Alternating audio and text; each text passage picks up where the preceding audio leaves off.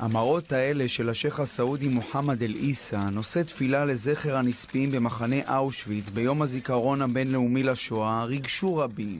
We would like to thank and acknowledge the great work Mohammed Al-Issa does. I wanted to thank the Sheikh Mohammed Al-Issa for standing against anti-Semitism.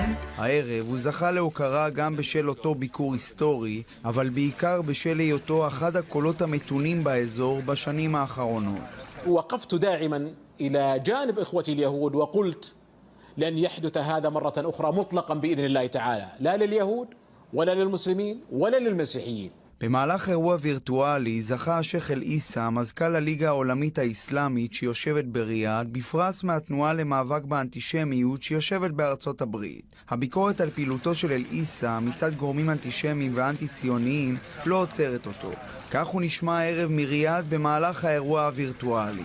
هناك من يحاولون تزييف التاريخ، من يدعي أن المحرقة وهي الجريمة الأكثر فظاعة في تاريخنا البشري أنها نسج خيال. إننا نقف ضد هؤلاء الكاذبين. התנועה למאבק באנטישמיות סבורים כי בימים כאלה יותר מתמיד חשוב להוקיר אישים כמו אל-עיסא. בשנים האחרונות ראינו עלייה חדה במקרה אנטישמיות בכל רחבי העולם. אנחנו גם שומעים קריאות ממשטח האייתולות באיראן להשמדת מדינת ישראל. ולכן אנחנו פה היום כדי להגיד תודה לשייח אל-עיסא שמחבר בין יהודים למוסלמים, שנלחם באנטישמיות ובהכחשת שואה. אירוע ההוקרה מן הסתם היה וירטואלי בשל הגבלות עידן קורונה, עידן שמגביר את גילויי השנאה כלפי האחר.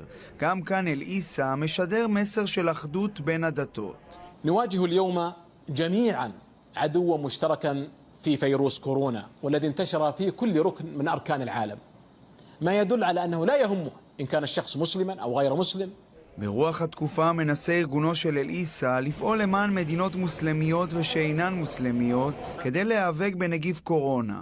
ישראל עוד לא שם מן הסתם, אבל יש מסרים בעברית. זוהי חובתו של המוסלמי כלפי אחיו המוסלמים וכלפי